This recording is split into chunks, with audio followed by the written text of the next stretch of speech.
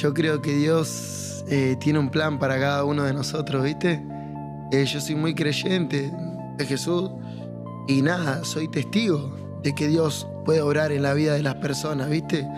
Y capaz uno dice, todavía, pero si vos sos rebardo, lo que sea, esto no pasa por ahí, amigo, no pasa por ahí. Hay una canción que yo hice que no la saqué que dice: el Señor, te pido disculpas, pero en la iglesia no se encuentran las mejores personas.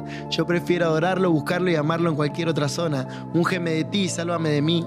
Enséñame que muchas veces no es mejor decir que sí, porque para mí las cosas no están muy claras. No confío en la gente, mucho menos en su mirada. El amigo con quien crecí hoy se dio vuelta como media rayada. La chica que me gustó me dejó porque a mi vida no se adaptaba.